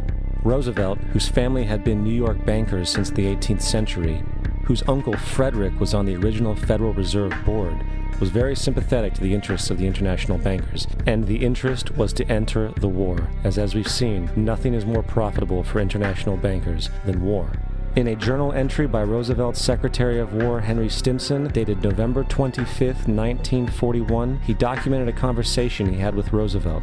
The question was, how should we maneuver them into firing the first shot? It was desirable to make sure the Japanese be the ones to do this, so that there should remain no doubt as to who were the aggressors. In the months leading up to the attack on Pearl Harbor, Roosevelt had done almost everything in his power to anger the Japanese, showing a posture of aggression. He halted all of Japan's imports of American petroleum. He froze all the Japanese assets in the United States. He made public loans to nationalist China and supplied military aid to the British, both enemies of Japan in the war, which, by the way, is completely in violation of international war rules. And on December 4th, 3 days before the attack, Australian intelligence told Roosevelt about a Japanese task force moving towards Pearl Harbor. Roosevelt ignored it. So, as hoped and allowed, on December 7, 1941, Japan attacked Pearl Harbor, killing 2,400 soldiers. Before Pearl Harbor, 83% of the American public wanted nothing to do with the war. After Pearl Harbor, 1 million men volunteered for the war. It is important to note, Nazi Germany's war effort was largely supported by two organizations, one of which was called IG Farben. IG Farben produced 84% of Germany's explosives, and even the Zyklon B used in the concentration camps to kill millions. One of the unspoken partners of IG Farben was J.D. Rockefeller's Standard Oil Company in America. In fact, the German Air Force could not operate without a special additive patented by Rockefeller's Standard Oil. The drastic bombing of London by Nazi Germany, for example, was made possible by a $20 million sale of fuel to IG Farben by the Rockefeller Standard Oil Company. This is just one small point on the topic of how American business funded both sides of World War II. One other treasonous organization worth mentioning is the Union Banking Corporation of New York City. Not only did it finance numerous aspects of Hitler's rise to power, along with actual materials during the war, it was also a Nazi money laundering bank, which was eventually exposed for having millions of dollars of Nazi money in its vaults. The Union Banking Corporation of New York was eventually seized for violations of the Trading with the Enemy Act. Guess who the director and vice president of the Union Bank was? Prescott Bush, our current president's grandfather, and of course our former president's father. Keep that in mind when considering the moral and political dispositions of the Bush family. Vietnam. The United States' official declaration of war on North Vietnam in 1964 came after an alleged incident involving 2 U.S. destroyers being attacked by North Vietnamese PT boats in the Gulf of Tonkin. This was known as the Gulf of Tonkin Incident. This single situation was the catalytic pretext for massive troop deployment and full-fledged warfare. One problem, however, the attack on the U.S. destroyers by Vietnamese PT boats never happened. It was a completely staged event to have an excuse to enter the war. Former Secretary of Defense Robert McNamara stated years later that the Gulf of Tonkin incident was a mistake, while many other insiders and officers have come forward, relaying that it was a contrived farce, a complete lie. Once in the war, it was business as usual. In October 1966, President Lyndon Johnson lifted trading restrictions on the Soviet bloc, knowing full well that the Soviets were providing upwards of 80% of North Vietnam's war supplies. Consequently, Rockefeller interests financed factories in the Soviet Union, which the Soviets used to manufacture military equipment and send it to North Vietnam. However, the funding of both sides of this conflict was only one side of the coin. In 1985, Vietnam's rules of engagement were declassified.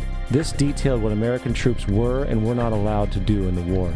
It included absurdities like North Vietnamese anti-aircraft missile systems could not be bombed until they were known to be fully operational. No enemy could be pursued once they crossed the border of Laos or Cambodia. And most revealing of all, the most critical strategic targets were not allowed to be attacked unless initiated by high military officials. Apart from these imposed ludicrous limitations, North Vietnam was informed of these restrictions and therefore could base entire strategies around the limitations of the American forces. This is why the war went on so long. And the bottom line is this: the Vietnam War was never meant to be won, just sustained. This war for profit resulted in 58,000 American deaths and 3 million dead Vietnamese. So, where are we now? September 11th was the jumpstart for what is now an accelerated agenda by the ruthless elite. It was a staged war pretext no different than the sinking of the Lusitania, the provoking of Pearl Harbor, and the Gulf of Tonkin lie. In fact, if 9/11 wasn't a planned war pretext, it would be an exception to the rule. It has been used to launch 2 unprovoked illegal wars, one against Iraq and one against Afghanistan. However, 9/11 was a pretext for another war as well, the war against you. The Patriot Act, Homeland Security, the Military Tribunals Act, and other legislations are all completely and entirely designed to destroy your civil liberties and limit your ability to fight back against what is coming. Currently in the United States, unannounced to most brainwashed Americans, your home can be searched without a warrant, without you being home. You can in turn be arrested with no charges revealed to you, detained indefinitely with no access to a lawyer, and legally tortured, all under the suspicion that you might be a terrorist. If you need a painted picture of what is happening in this country, let's recognize how history repeats itself. In February 1933, Hitler staged a false flag attack, burning down his own German parliament building, the Reichstag, and blamed it on communist terrorists. Within the next few weeks, he passed the Enabling Act, which completely eradicated the German Constitution, destroying people's liberties. He then led a series of preemptive wars, all justified to the German people as necessary to maintaining Homeland Security.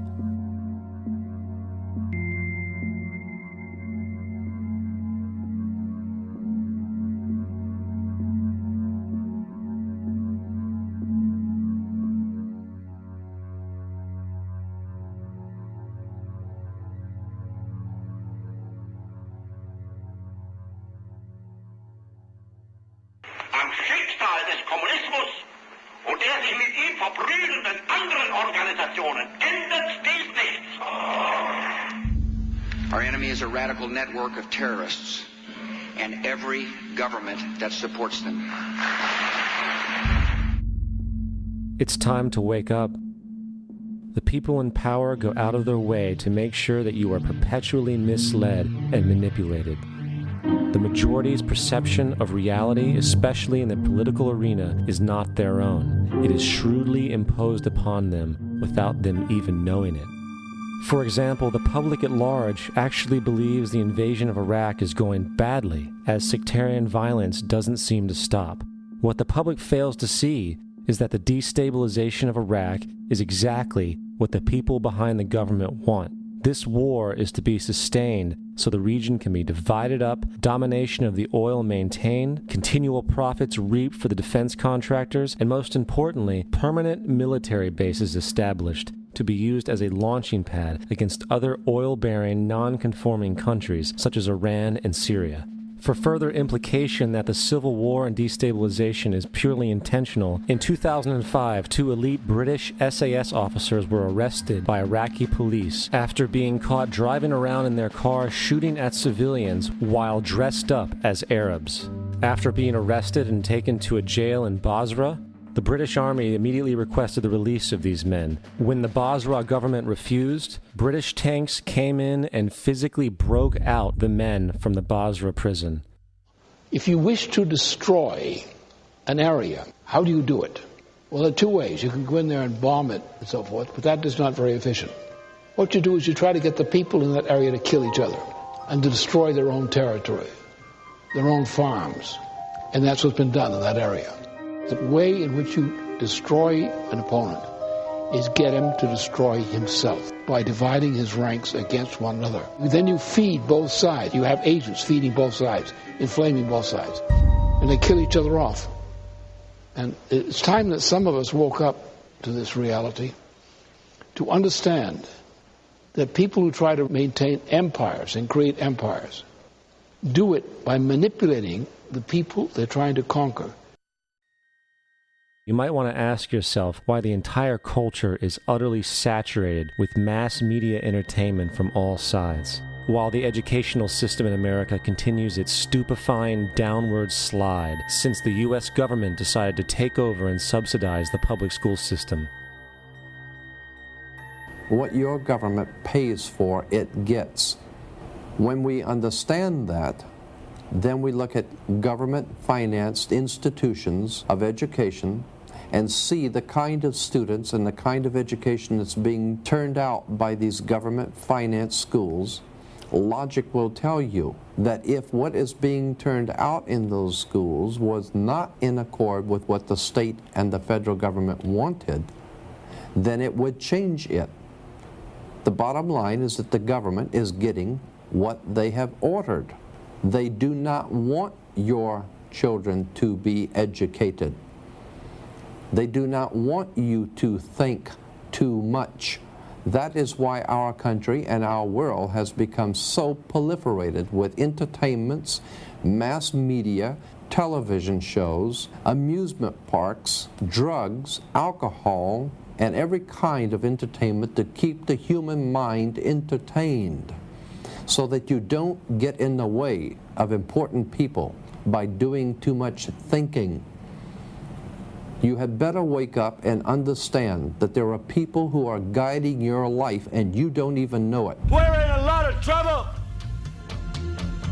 because you people and 62 million other Americans are listening to me right now, because less than 3% of you people read books, because less than 15% of you read newspapers, because the only truth you know is what you get over this tube. Right now, there is an entire generation that never knew anything that didn't come out of this tube. This tube is the gospel, the ultimate revelation.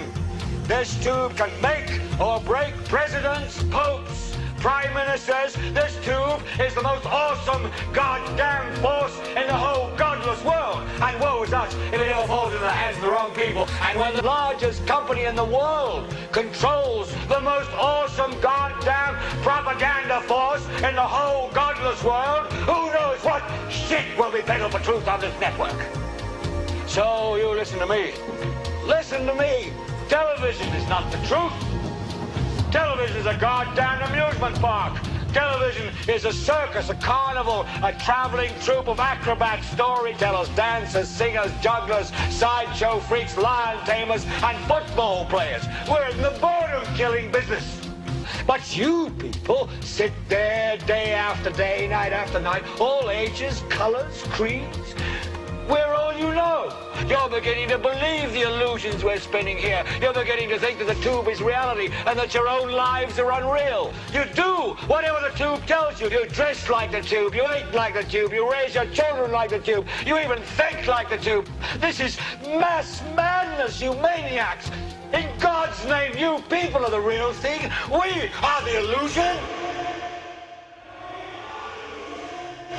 The last thing the men behind the curtain want is a conscious, informed public capable of critical thinking, which is why a continually fraudulent zeitgeist is output via religion, the mass media, and the educational system. They seek to keep you in a distracted, naive bubble, and they are doing a damn good job of it. In 2005, an arrangement between Canada, Mexico, and the United States was made. This arrangement, unannounced to the public, unregulated by Congress, merges the United States, Mexico, and Canada into one entity, erasing all borders. It's called the North American Union, and you might want to ask yourself why you've never heard of this. In fact, there is only one mainstream reporter who has actually heard of and has had the courage to cover this issue. The Bush administration's open borders policy and its decision to ignore the enforcement of this country's immigration laws is part of a broader agenda. President Bush signed a formal agreement that will end the United States as we know it, and he took the step without approval from either the U.S. Congress or the people of the United States. It's a deal that few have even heard of. It's being done again by very few people at the very top on behalf of the investment class, but the working class of people. Political officials across our country, from communities, from cities and so forth, they don't know anything about this. This isn't some trade agreement. It is a total removal of sovereignty from these countries, which will also result in a completely new currency called the Amero. Fall. Apart from that, I think one thing people who are dollar-based need to focus on is the Amero. That's the one thing that nobody's talking about that I think is going to have a big impact on everybody's life in Canada, the U.S., and Mexico. The Amero is the proposed new currency for the North American community, which is being developed right now between Canada, the U.S., and Mexico to make a borderless community, much like the EU, and the dollar, Canadian dollar, U.S. dollar, and the Mexican peso replaced by the Amero. By default of this agreement, the American Constitution will eventually be obsolete. You would think that a situation like this would be on the cover of every major newspaper. That is until you realize that the people who are behind this movement are the same people behind the mainstream media, and you are not told what you're not supposed to know. The North American Union is the same concept as the European Union, the African Union, and the soon-to-be Asian Union, and the same people are behind all of them. And, when the time is right, the North American Union, the European Union, the African Union, and the Asian Union will be merged together, forming the final stages of a plan these men have been working on for over 60 years. A one-world government.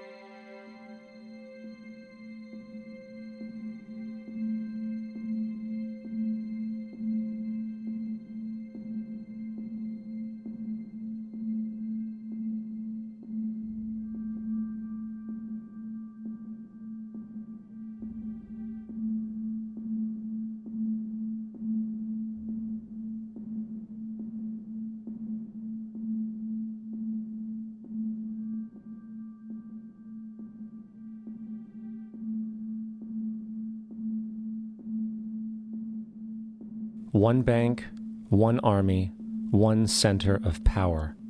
And if we have learned anything from history, it is that power corrupts, and absolute power corrupts absolutely.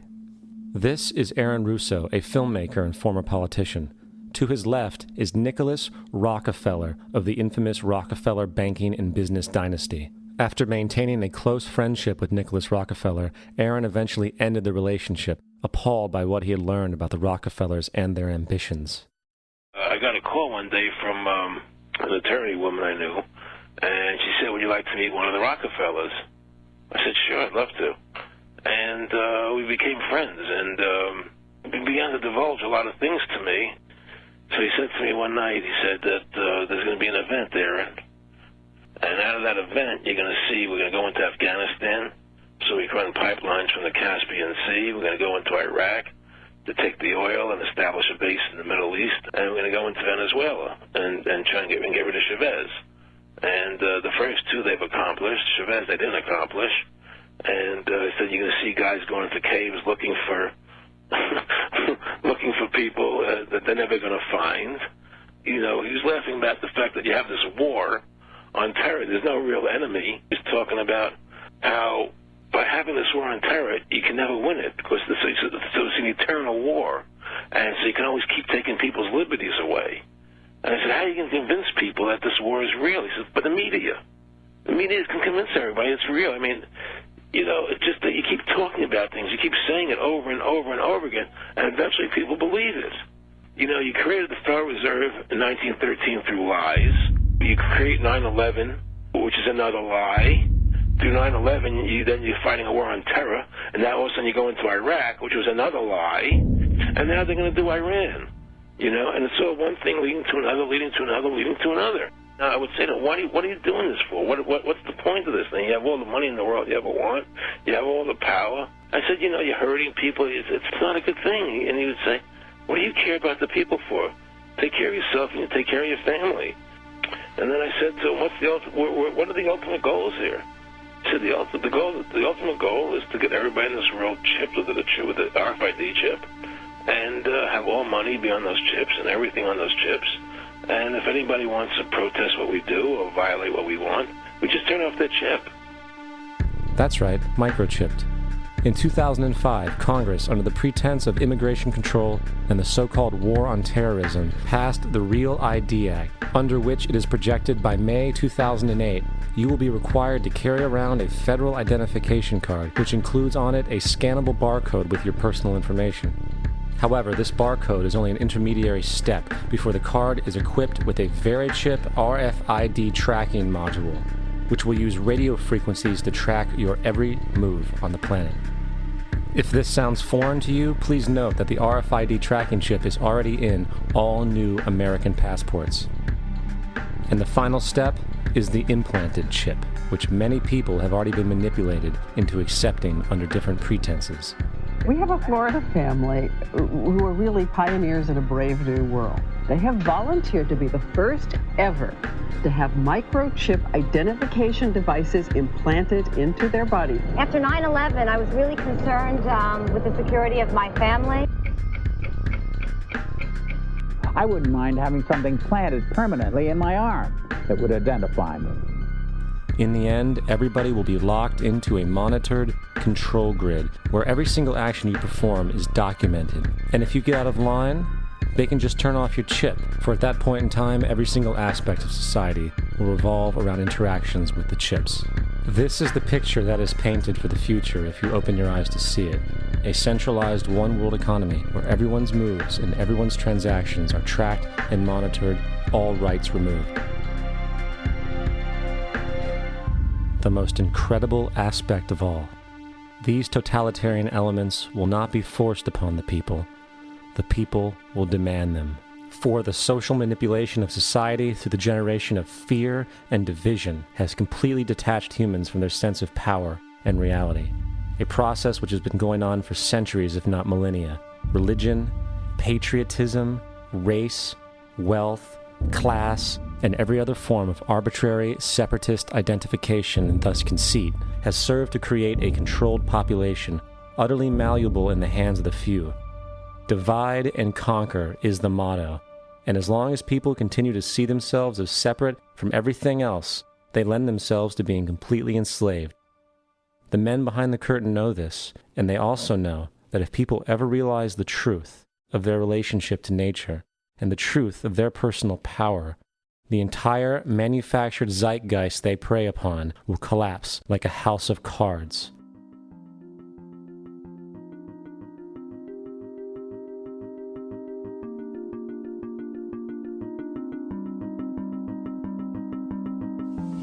The whole system that we live in drills into us that we're powerless, that we're weak, that our society is evil, that it's crime-ridden, etc., and so forth. It's all a big, fat lie. We are powerful, beautiful, extraordinary. There is no reason why we cannot understand who we truly are, where we are going. There is no reason why the average individual cannot be fully empowered. We are incredibly powerful beings. You know, I think I spent 30 years of my life, in the first 30, trying to become something. I wanted to become good at things. I wanted to become good at tennis. I wanted to become good at school and grades and everything I kind of viewed in that perspective. I'm not okay the way I am, but if I got good at things, I realized that I had the game wrong. That the game was to find out what I already was.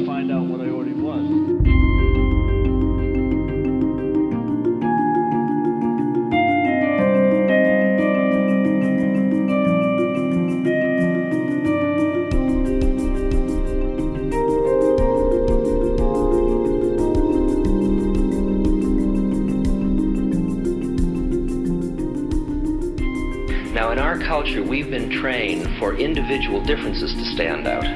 So you look at each person, immediately it is brighter, dumber, older, younger, richer, poorer, and we make all these dimensional distinctions, put them in categories and treat them that way. And we get so that we only see others as separate from ourselves in the ways in which they're separate. And one of the dramatic characteristics of experience is being with another person and suddenly seeing the ways in which they are like you, not different from you, and experiencing the fact that that which is essence in you and which is essence in me is indeed one. The understanding that there is no other. It is all one. And I wasn't born Richard Alpert, I was just born as a human being, and then I learned this whole business of who I am and whether I'm good or bad or achieving or not, all that's learned along the way.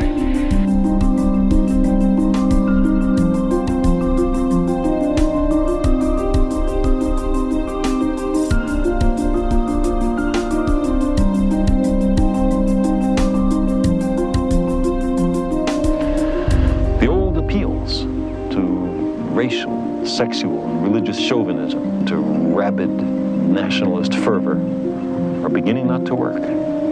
A new consciousness is developing which sees the earth as a single organism and recognizes that an organism at war with itself is doomed.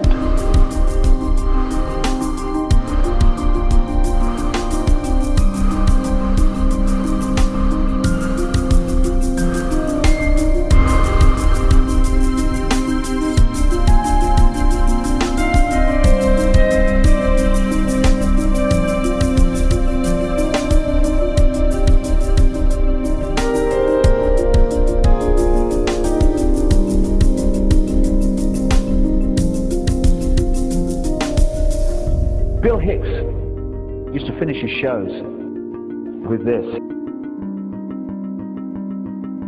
Life's like a ride in an amusement park. And when you go on it, you think it's real. Because that's how powerful our minds are. And the ride goes up and down and round and round. It has thrills and chills, and it's very brightly colored. And it's very loud, and it's fun for a while. Some have been on the ride for a long time, and they begin to question, is this real, or is this just a ride? And other people have remembered, and they come back to us and they say, hey, don't worry. Don't be afraid ever. Because this is just a ride. And we kill those people. Shut him up. I've got a lot invested in this ride. Shut him up. Look at my furrows of worry. Look at my big bank account. My family. This has to be real. It's just a ride. But we always kill those good guys who try and tell us that. You ever notice that? And let the demons run amok? But it doesn't matter, because it's just a ride, and we can change it anytime we want. It's only a choice. No effort, no work, no job, no savings of money. Just a choice right now between fear and love.